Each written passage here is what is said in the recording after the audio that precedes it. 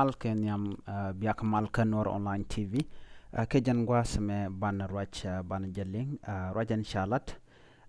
ban jelling ka den o duel yon mendit ke central bank dung sa Sudan jani kame wargani gasrar ke kame license rar kanasin gon ten gas ke yo ke ten kwa yo kwa ka exchange chicken lerma chicken lat bana kula we re right the men talk ngum chicken lado te ka tungwana chala da ken to goro de gwich anasen kon tin la jinya gasa ke nasen kon tin gar ka yoken te ka gotte chala no baga ka ba nyoko lep ka kor nini mi jira ma jidit angot kan kono re right me der gwawo jinde subscribe ke der jinwa ka nasen ko ken ko blare bukan kula wo gwasne tin ko ken gora bajin bija laki ke bija chair bana chowa re larmandana balinga jan gwasme shala da bank dung South Sudan ke duel yoni mendit ke Central Bank of South Sudan en wo shajinya gasa di altin gar ka yo ka dollar ke ka shilling ke ka yoten kokien rewini tin kokien ko bi yoken mishiga widodien chicken ga delo garten chaka ladano nasa to gurka ke ka shaka jogano ran gore belaisen beja kamrar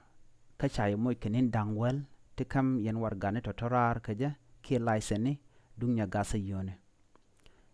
mi jiram kel kanasen kon tingas ke yo ka jin teleji license chaji te kum South Sudan kar net nasen kon tin la kwar ka Central Bank dung South Sudan ke dul yone men diden o bia license gas bia ka kamrar ka chay moy kenin wel kamurana lok charge binu gas ba kep ka ba yere we ka juba ke ka South Sudan ko te ka tanat te gar ka yo ka pin ala business ka ci kuma jagor enamo ke lat kan ngwane a charge ngaj a kuma shi kuma we chay mo kenin dangwel en men shale black market chala no ba ga ke je lat ka shanka ngwan a wona ka shanka wel ngwan ka pai waro gwasa men biya ngai gwasa la black market gwasa dan en gar ka yoten mugor jaw ger yoko ka dollar deri jager ka black market ke mugor jen obi yoko be ka pat cha jala no ba black market ba jaga rewe ka juba ka jelat ala shanka ngwan ka jelat ba gwa yun namo ba jaga ke black market ke gwata dana la yo la ka gergatin baje gek jelat chala do baje gek jelat ba shanka ngwan ka pai weraw en tinatin tema ron kina daraw ide jandang raw ide diok baje kulo nyoko lep ka kor shanka wel ngwan ka pai weraw me mishe chungat atu ka jelat wona ka shanka wel ngwan tega gote chala do deri yo ko deri ko gersan mi jiram ger yo re wocha ka South Sudan ke juba bi gwaso mo bi jangach ka mandana chalat kuma re we ka South Sudan ngoda bana goten content ba yo ba ko gersan bana kalat ke biakalin chala da ram la kod wel yoni ke bank governor wood michelle Dr. James Alice Garang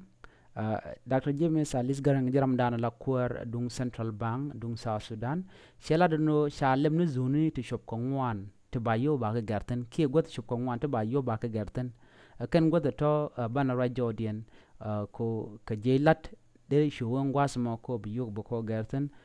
ko shabele la bom ka ji kami jiram ganne yobo chala do jiram mo mu yo ko gero bu woni ka kan got to kan biyo bu ko gar ka bi ka ko kam naten kon gar ga yoken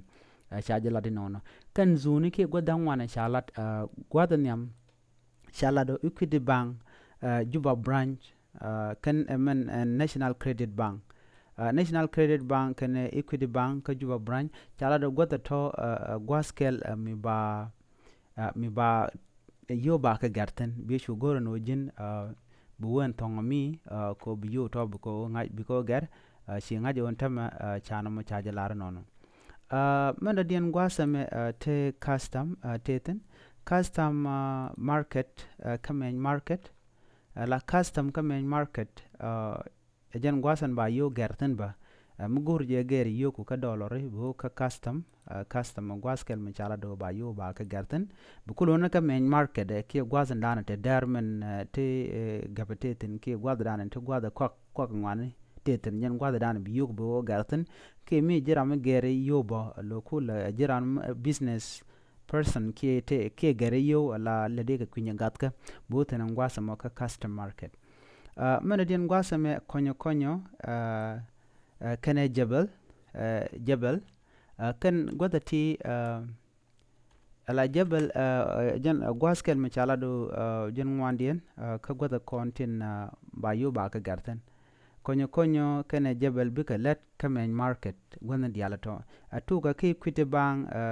bika custom market bika konyo bika jebel kan gwada rigan dial chala do kan gwada kontin ba yo ba ka garten mingi jew jiram kel kanasan kontin gorjew ba yo ba ka gar bi goro jin bu gwada ti bika ngajo atuga je lat ki kinin dangwal ngwan tal gwada dien me ba yo ba ka garten ba yo ba gar karo ada ki kwite bang juba branch national credit bank rawde custom market kamen market jan gwasan ba yo garten muger yo dollar ke shilling ke yo guje ton man dio dina konyo kan ngwandi en e jebel kan tete chala da big let kamen market lo bona kamen market jan gwadan bi gwadan ba yo ba ko garten yen bi ko jektanan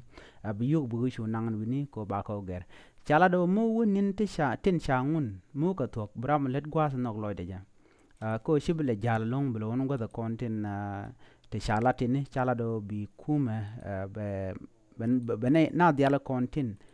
tin la jinya gaska chalado beka chu jaka jabu ka led bang mishika wargane ken chikene kamrar ba ram no go be led gwaza dana teten ba chu led gwaza dana teten mana dian gwaza me cheme chalok ke chalado sha goro ba jala let bana jilinken shalogo no ba yo ba ka garwi shar mi nas kon le dwichar chalo ko kuma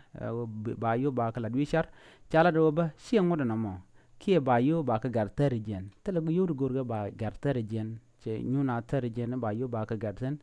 kan ti lo kuma ka ko chala do pinte ke shwer kie te kan nas ngwan ta mai kana gorga jeno ba gwas dialan kontin ba yo ba ka garten buga yiga gota go te binat buga te security mo gwaten ke ka gang mo gwa ko yo te nas di loy din ke de kala nang tet kadu ka do mi shajan ka ci yan do badanen guji dong de yo ko de ko ga na me ajena dana shalat bang dung central south sudan ki gwada dana ngar ka yuten ala black market ke jilat ba de gek ke men shaling shablet ke jilat kan godang wana ti equity bank juba branch national credit bank number 2 custom market kene main market ajan gwaza ba yo ba gaten konyo kene jebel bika let ka main market ajan gwadan ba yo ba gaten biya chunga jenono gwaza reden gwaza me wojin mi jira mi dong goro geri yoku buwen tong mi jira mi gwanya gata ba ka dong kuji gwadan dong de namre laten bi shu gwas mi jin gwadan bi yoku buko kokten na me jele dan de yen sha warning me kiler mi chaje tub kana san kon la jinya gaska ko shiken bi let changa je kuma na dial bu let gwaskel ko ba ko ngajo ramama chaje kam license kuma ke chaje kam warga jen gwada dande ler konde pekten mi jiram jidit ke jen channel ma goren wajin bi jen nyaga ko ken kan no ba an wajin bi subscribe ko bi kuli chonkel ken Nur Online TV mala ler la kanong jen gwada dande kon chongten bi atakamal bye bye